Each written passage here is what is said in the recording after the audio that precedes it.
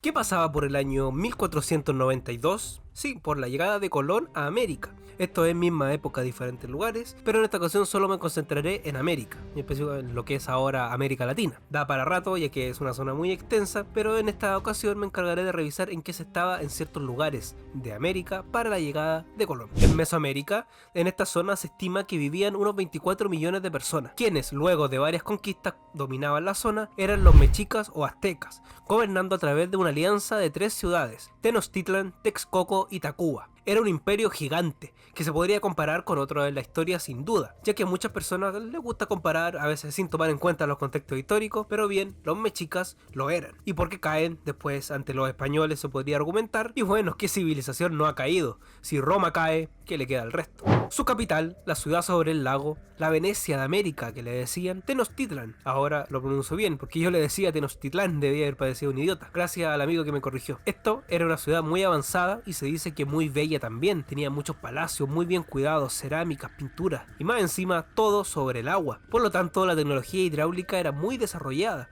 ya que tenían un sistema de diques, calzadas y además del cambio del flujo de los ríos, tanto para sostenerse como para evitar que las subidas de agua destruyan la ciudad. Y como otro dato de esta majestuosa ciudad, al momento en que llegan los españoles, es un zoológico que tenían.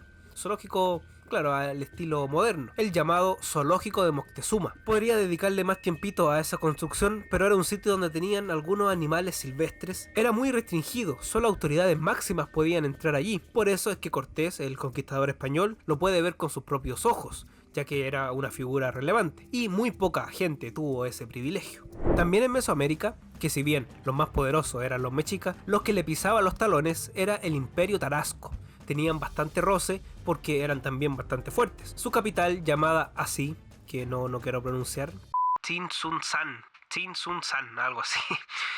Justamente relacionado con este choque que tenían entre el Imperio Tarasco y los mexicas, la antropóloga Sara Albies-Wick de la Universidad de Colonia indica a BBC Mundo que en la mitología azteca los tarascos habrían salido también de su tierra ancestral Aztlán, pero que no llegaron juntos a Tenochtitlan. Entonces se entendía que eran fuertes porque de cierto modo eran parientes. Su capital, esa, se estima que tenía unos 300.000 habitantes. Si eres chileno, puedes comparar con ciudades del país, las que andan como por ahí. Por ejemplo, Vicuña, Pucón, Salamanca, Quintero, Curacaví, La Ligua. Como pueden ver, nada menor, y especialmente para el siglo XVI, que era bastante. Iban a perdurar más tiempo conjunto con los españoles, ya que negocian con ellos y que además siguen recibiendo tributos, por lo que siguen existiendo hasta el siglo XVII. Y otra de las culturas más importantes de Mesoamérica, muchas veces como de las más conocidas, eran los mayas. Si un maya se desmaya, deja de ser maya, ahí la dejo. Los mayas en este momento tenían un sistema político similar al griego, que eran diferentes ciudades-estado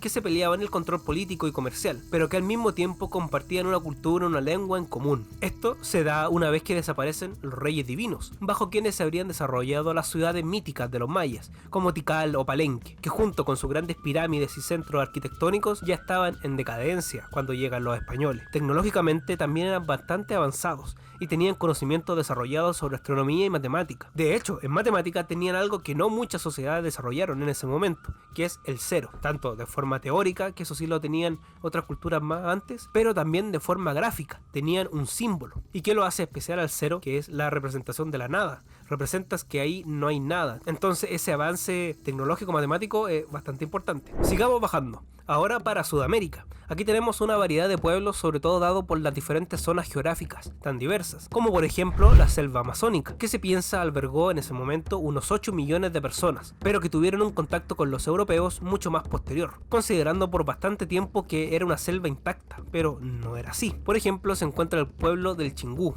o Chingu, donde se ubica el complejo de Cuicugu, uno de los centros más importantes de la Amazonía. Serían unas 20 aldeas que se ubicaban en un territorio de unos 20.000 kilómetros cuadrados en lo alto del Chingu, en el centro del actual Brasil, donde por ahora se ubica el pueblo de Queiquuro, quienes serían descendientes de quienes vivían ahí hace siglos. Según Michael Heckenberger, quien ha trabajado en este sector, indica que donde hoy hay una aldea Cuicuro, había 20 hace 500 años, y la mayor de todas era una de 15 o 20 veces más grande que la actual. Estimamos que unas 50.000 personas vivían ahí. Algo que los destacaba también es que estos asentamientos se encontraban conectados con importantes calles de hasta 50 metros de ancho. Según el mismo Michael Heckenberger, es un urbanismo distinto y único en el mundo, ya que entremezcla una urbanización con estos centros poblados, con otras zonas de bosque, con espacios rituales, comerciales o espacios de huerto, por lo que cambia un poco la forma de ver los pueblos de la Amazonía, porque para formar esto se requiere una sociedad organizada de forma compleja, que va más allá de bandas o tribus cazadoras recolectoras, además de trabajos bastante producidos. Para Cuicugú, que tiene algunas reconstrucciones para ver cómo sería, contenía una especie de trinchera o de zanja de unos 15 metros de ancho